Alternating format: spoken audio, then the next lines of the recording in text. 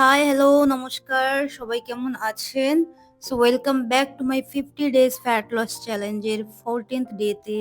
আজকে 14 নম্বর দিন। 14 দিন হয়ে গেল আমার যে চ্যালেঞ্জটা আমি শুরু করেছি 50 ডেজের।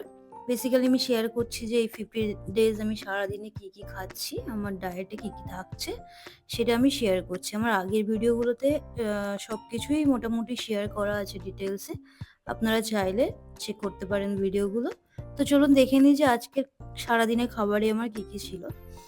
তো সকালে মর্নিংয়ে যেহেতু আমার 11 AM ফার্স্ট মিল থাকে, তো আমি আজকের একটু চেঞ্জ করেছি ড্রিংকটা। একটু আইসড ব্ল্যাক কফি বানিয়েছিলাম। এটা খেতে আমার বেশ ভালো লাগে, বেশ ভালো লাগে। গরমকালে তো বেশি ভালো লাগে এটা। তো শীত চলে এসেছে আর তো খেতে খুব একটা পারবো না।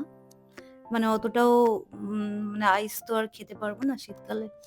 যাই হোক, এটা খেতে আমার খুবই ভালো লাগে। তো আজকে আমি সকালে ফার্স্ট মিলে আমি এটা খেয়েছিলাম, কফি, আইসড ব্ল্যাক কফি। কোনো রকম চিনি নয় এটার মধ্যে। এই 14 দিন আমি কোনো রকম চিনি খুব একটা ইউজ করিনি। খুব একটা কেন, আমি ইউজই করিনি। যাই হোক, তারপরে আমি আমার ক্যালসিয়াম ট্যাবলেট নিয়েছিলাম। দেন যেহেতু আজকে আমার লাস্ট ডে কার্বোহাইড্রেট খাবার, তো একটু বেশি করে সুজিটা দিয়েছিলাম, উপমা বানিয়েছিলাম। আজকে উপমাতে সুজিটা একটু বেশি ছিল। তো এটা কি, উপমা খেতে আমার খুবই ভালো লাগে। তো এটা আমি আজকে সকালে ব্রেকফাস্টে খেয়েছিলাম। দেন আমি খেয়েছিলাম লাঞ্চে, দুপুরের খাবারে ভাত। যদি আমার ভিডিওগুলো আপনারা দেখে থাকেন যে আমি ভাত কিন্তু হোয়াইট রাইস কিন্তু আমি খাইনি খুব একটা। যাই হোক, আজকে লাস্ট ডে ছিল আমার কার্বোহাইড্রেট খাবার, তাই আমি একটু ভাত খেয়েছিলাম, সাথে অনেক কিছু সবজি ছিল, চিকেন ছিল, অনেক কিছুই ছিল। তো ওটা আমার দুপুরে খাবার ছিল। দেন বিকালে ইভিনিং স্ন্যাক্স বলতে পারেন, স্ন্যাক্স ঠিক নয়, ইভিনিং ড্রিঙ্ক, মানে বিকালের দিকে আমি খেয়েছিলাম ছাঁচ বানিয়েছিলাম টক দইয়ের, সেটা খেয়েছিলাম আজকে বিকালে। তো যেহেতু সকালে আর দুপুরে অনেকটাই কার্বোহাইড্রেট খেয়ে ফেলেছিলাম, তাই ডিনারটা লাইট করেছিলাম। ডিনারটা আমি জাস্ট এগ বুর্জি, ডিম দিয়েছিলাম, ডিম বুর্জি বানিয়ে খেয়েছিলাম, সাথে একটু স্যালাড ছিল।